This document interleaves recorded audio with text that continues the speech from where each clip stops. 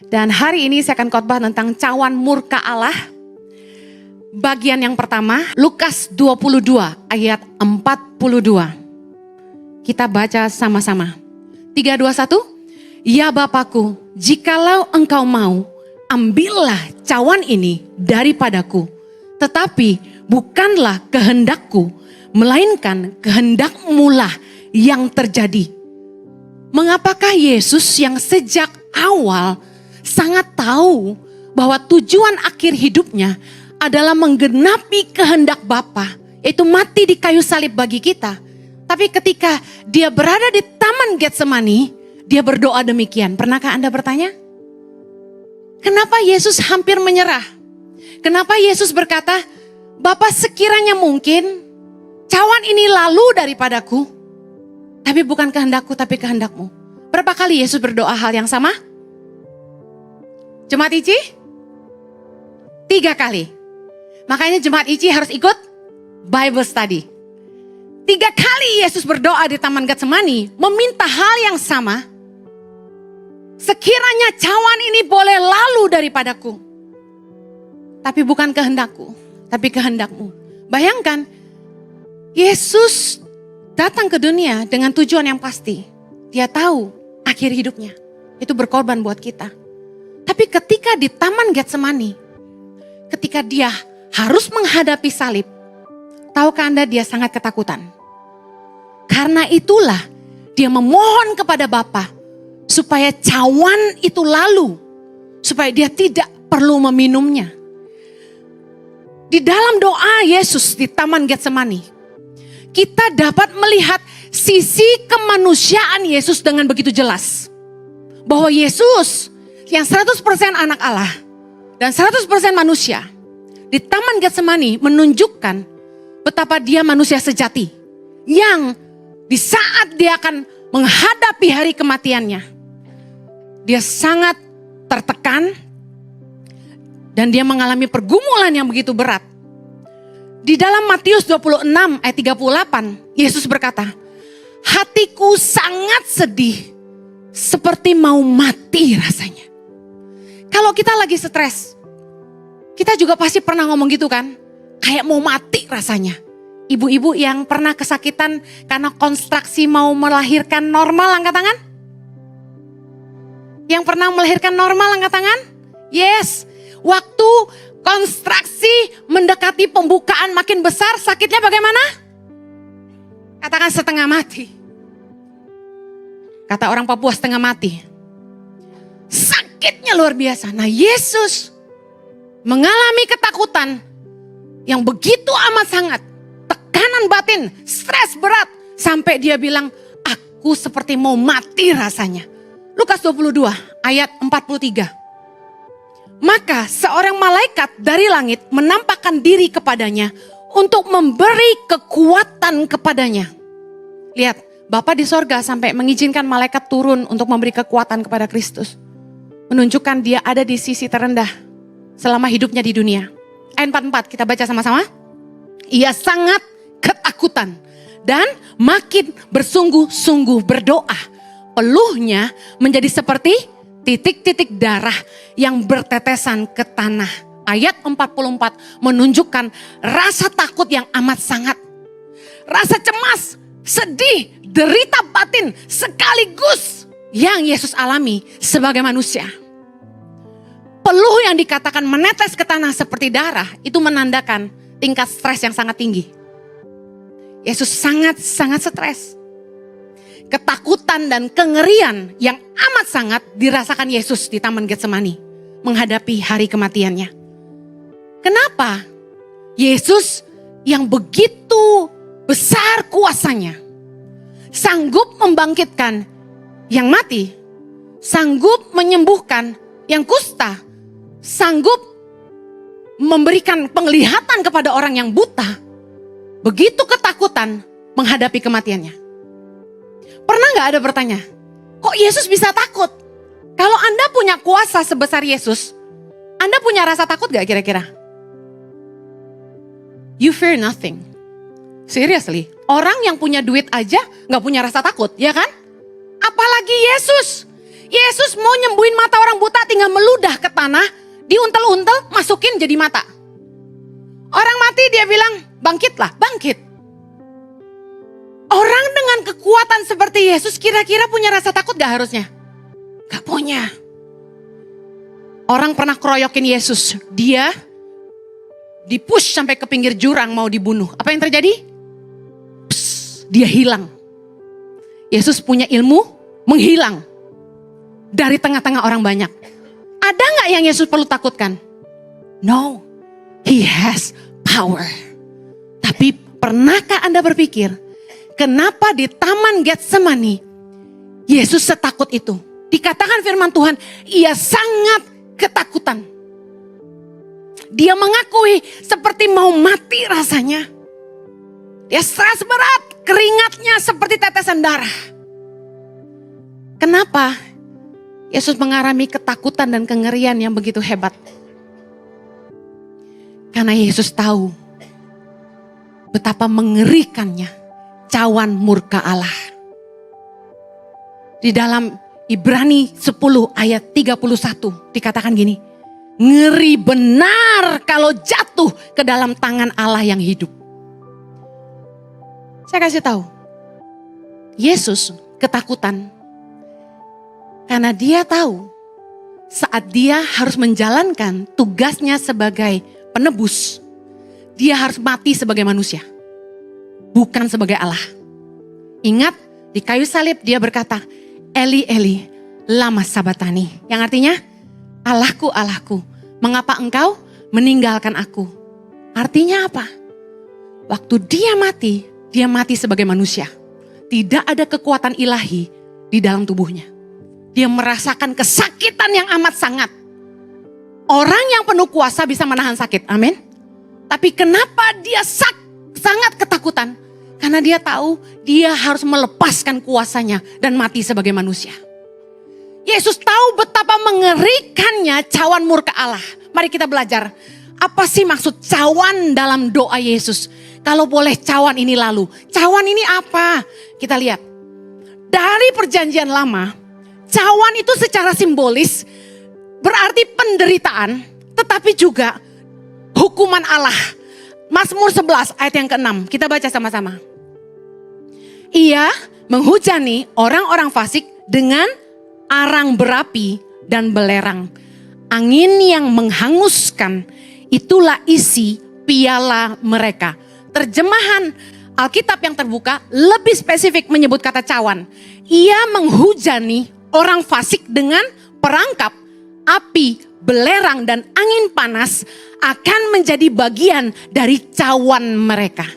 Arti kata cawan bukan hanya penderitaan, tapi berarti juga hukuman Allah atas orang-orang berdosa. Anda harus mengerti, cawan yang harus diminum itu adalah api, belerang, dan angin panas. Sounds like what? Sounds like hell. Bukankah dapur api yang menyala-nyala dan lain sebagainya, Yesus sering bilang, lemparkan ke api. Neraka itu mengerikan dan Yesus harus meminumnya. Sekalipun takut, Yesus harus meminum cawan murka Allah yang harusnya hukuman Allah atas orang-orang berdosa, dan dia mau meminumnya supaya dia bisa menyelamatkan kita. Yesus memaksa dirinya untuk taat kepada kehendak Bapa dan memilih untuk mengakhiri pertandingannya. Dia minum cawan murka itu supaya hari ini Anda dan saudara diselamatkan. Katakan amin. Anda harus mengerti betapa mengerikannya cawan murka Allah. Makanya Yesus sangat-sangat takut. Yesus menggantikan kita dan meminum cawan itu supaya dia bisa menyelamatkan umat manusia. Pertanyaan saya hari ini, apakah hari ini kita menghargai pengorbanan Kristus bagi kita? Saya rasa tidak semua orang Kristen mengerti kenapa sih Yesus takut menghadapi salib. Saya rasa gak semua orang Kristen mengerti penderitaan apa sih sebenarnya yang Yesus alami. Kenapa dia setakut itu? Kenapa dia sesetres itu? I don't think we really know. Makanya gak heran banyak orang Kristen yang hidupnya gak menghargai karya salib Kristus. Tahu gak Anda? Banyak orang-orang Kristen yang hanya mengandalkan kasih karunia. Dan mereka percaya begini, kalau gua hidup dalam dosa hari ini, nanti kalau gua udah mau mati, gua baru bertobat, gua pasti masuk surga. Soalnya ada kasih karunia. Saya katakan gini, cawan murka Allah masih tersedia hari ini. Tapi orang-orang yang seperti apa yang akan meminumnya, kita akan belajar sama-sama.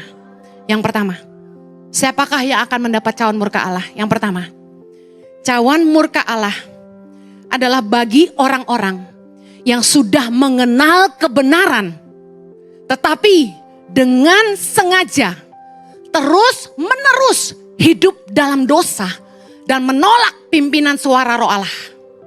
Roma 1 ayat 18 kita baca sama-sama. Sebab murka Allah nyata dari sorga atas segala kefasikan dan kelaliman manusia yang menindas kebenaran dengan kelaliman. Ayat 21, sebab sekalipun mereka mengenal Allah, mereka tidak memuliakan Dia sebagai Allah atau mengucap syukur kepadanya.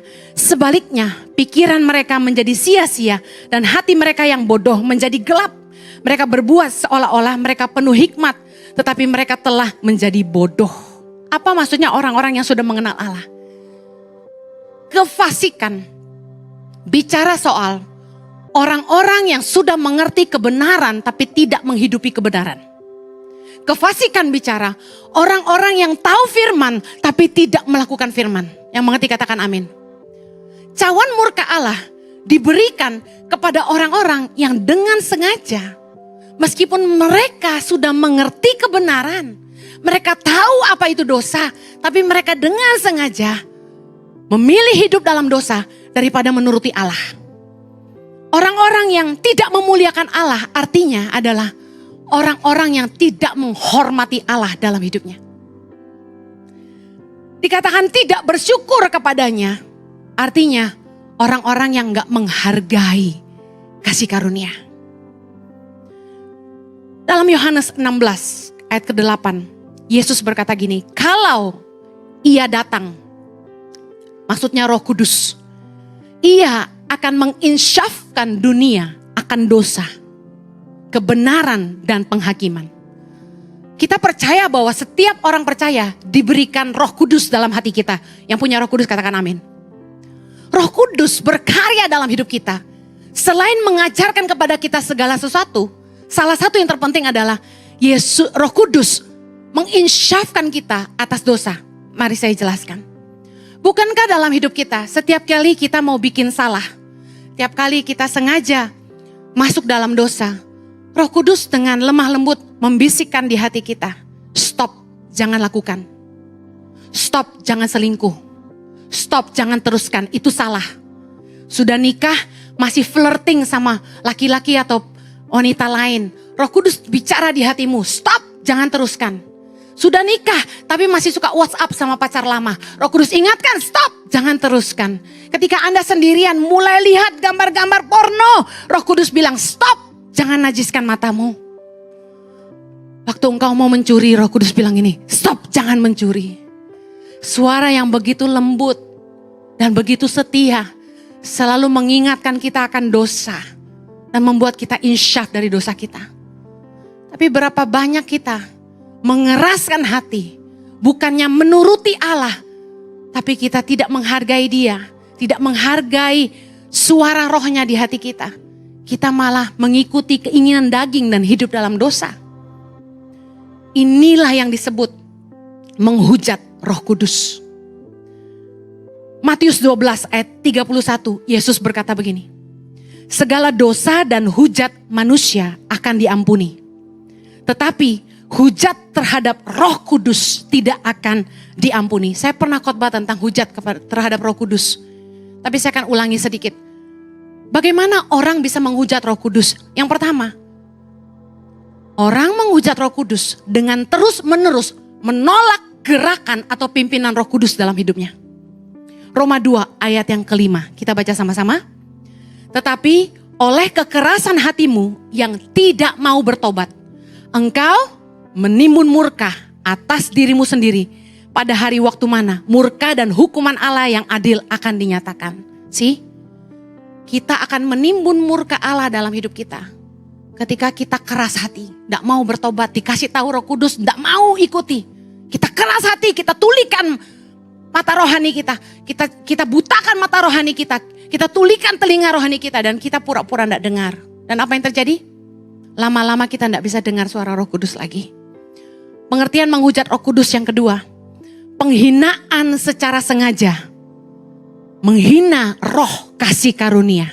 Kita lihat Ibrani 10 ayat 26. Sebab jika kita sengaja berbuat dosa, sesudah memperoleh pengetahuan tentang kebenaran, maka tidak ada lagi korban untuk menghapus dosa itu. Katakan sengaja berbuat dosa. Orang-orang yang sengaja berbuat dosa, meski telah memperoleh pengetahuan tentang kebenaran, firman Tuhan berkata, tidak ada lagi korban untuk menghapus dosa itu. Ayat 27, tetapi yang ada ialah kematian yang mengerikan, akan penghakiman dan api yang dahsyat yang akan menghanguskan semua orang durhaka. Ayat 29. Betapa lebih beratnya hukuman yang harus dijatuhkan atas dia yang menginjak-injak anak Allah, yang menganggap najis darah perjanjian yang menguduskannya dan yang menghina roh kasih karunia. Orang-orang yang gak menghargai kasih karunia Allah adalah orang-orang yang gak menghargai karya salib Kristus. Mereka tidak mengerti bahwa Yesus telah berkorban menebus mereka dengan menggantikan kita daripada meminum cawan murka Allah. Dengar baik, jangan sampai kita jadi orang-orang Kristen yang bermain-main dengan dosa. Bermain-main dan tidak menghargai kasih karunia yang Tuhan berikan. Saya tahu setiap gereja punya paradigma yang berbeda. Orang akan fight dengan saya dan berkata, enggak, biarpun lu bikin dosa seumur hidup lu, sebelum lu mau mati, lu tinggal bertobat aja, lu pasti selamat. Masalahnya gini, iya kalau kita tahu kita mau mati. Lah kalau kita gak tahu gimana? Firman Tuhan kita baca cukup banyak. Bagaimana orang yang sudah mengenal kebenaran tapi dikatakan dengan sengaja berbuat dosa. Gak ada lagi korban untuk menghapuskannya. Kenapa? Karena Yesus sudah mengorbankan dirinya buat kita tapi kita tidak menghargainya.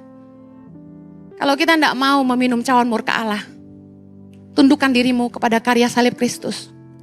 Dia telah meminumnya bagi kita. Dan jangan lagi hidup dalam dosa. Yang mau katakan amin. Yang kedua, poin terakhir dari saya, siapakah yang akan meminum cawan murka Allah? Cawan murka Tuhan akan turun atas orang-orang yang jahat dan serakah. Saya terkejut baca firman Tuhan ini. Orang-orang yang memperoleh kekayaan dengan jalan yang tidak benar, merampas hak orang miskin, mengambil hak milik orang lain, akan menghadapi murka Allah. Ayub 20. Ayub 20 ayat 12 agak panjang banget. Saya baca ayat 12. Sungguh pun kejahatan manis rasanya di dalam mulutnya. Sekalipun ia menyembunyikannya di bawah lidahnya. Menikmatinya serta tidak melepaskannya dan menahannya pada langit-langitnya. Namun berubah juga makanannya di dalam perutnya. Menjadi bisa ular tedung di dalamnya. Harta benda ditelannya tetapi dimuntahkannya lagi. Allah yang mengeluarkannya dari dalam perutnya. Ayat 18 baca sama-sama. Ia harus mengembalikan apa yang diperolehnya dan tidak mengecapnya. Ia tidak menikmati kekayaan hasil dagangnya karena ia telah menghancurkan orang miskin dan meninggalkan mereka terlantar. Ia merampas rumah yang tidak dibangunnya. Wow. Ayat 22 baca sama-sama. Dalam kemewahannya yang berlimpah-limpah ia penuh khawatir. Ia ditimpa kesusahan dengan sangat dahsyatnya. Ayat 23. Untuk mengisi perutnya, Allah melepaskan ke atasnya murkanya yang menyala-nyala. Dan menghujankan itu kepadanya sebagai makanannya. Ayat 24. Ia dapat meluputkan diri dari senjata besi. Namun panah tembaga menembus dia. Anak panah itu tercabut dan keluar dari punggungnya. Mata panah yang berkilat itu keluar dari empedunya. Ia menjadi ngeri.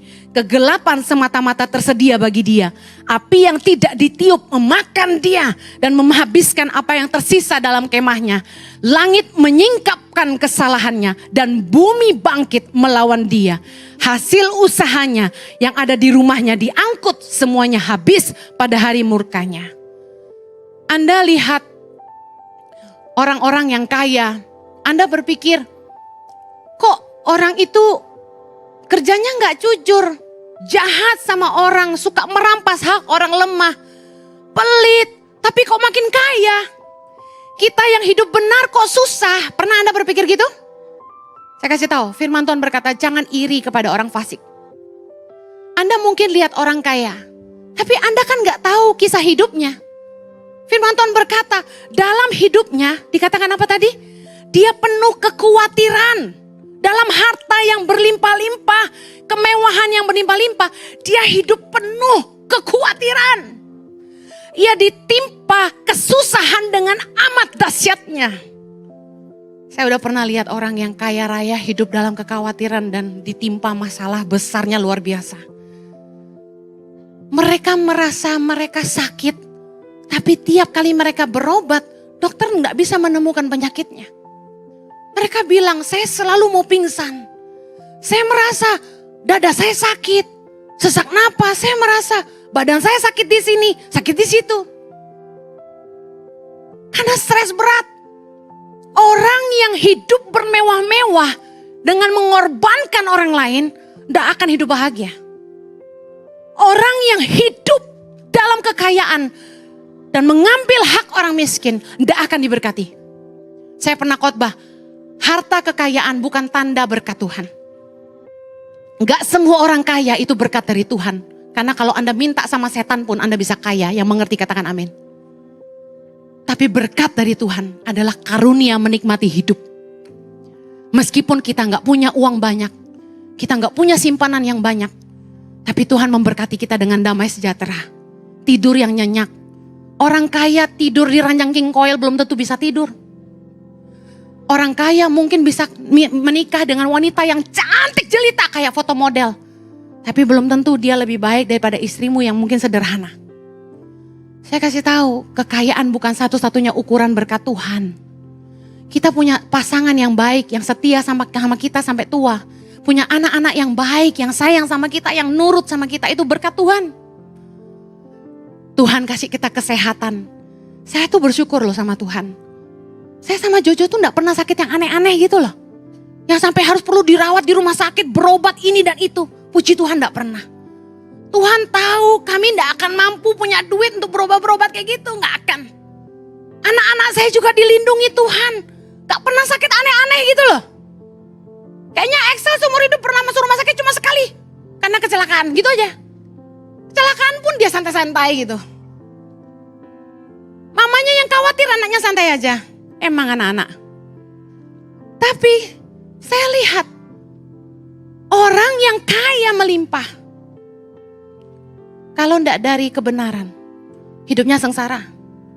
Ketakutan. Ada ayat yang tadi jadi rema. Dikatakan ayat 27, langit menyingkapkan kesalahannya. Wow.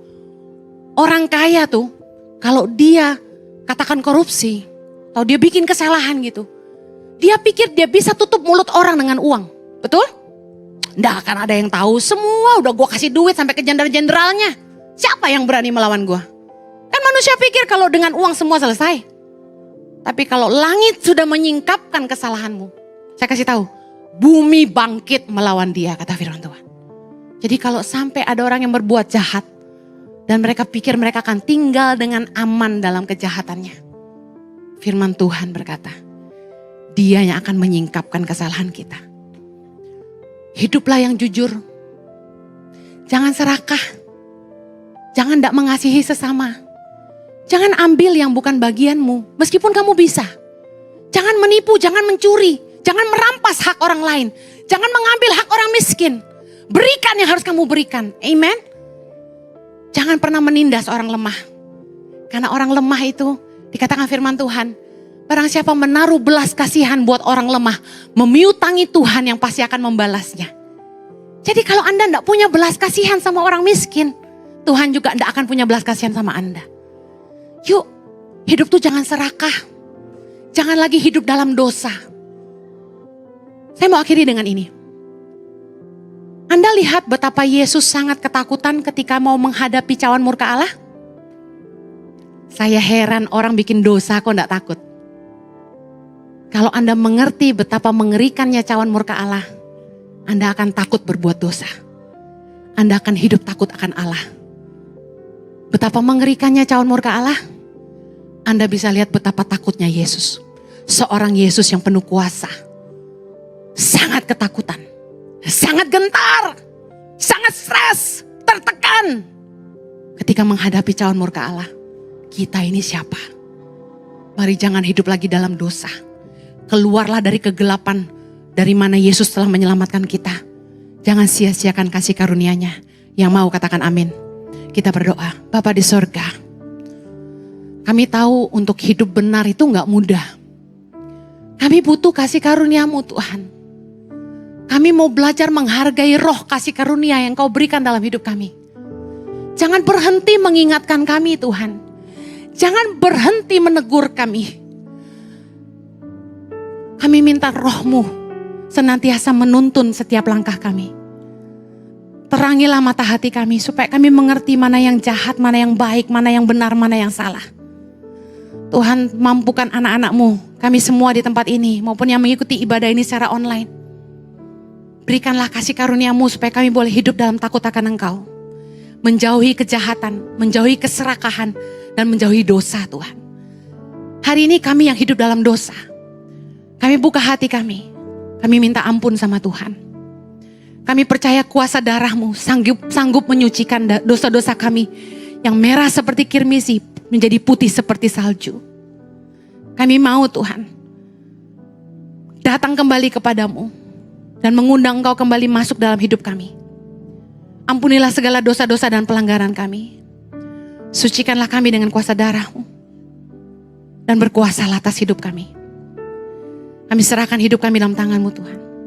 Terima kasih buat karya salib-Mu. Yang mau menyerahkan hatinya sama Tuhan, sama-sama kita katakan, Amen.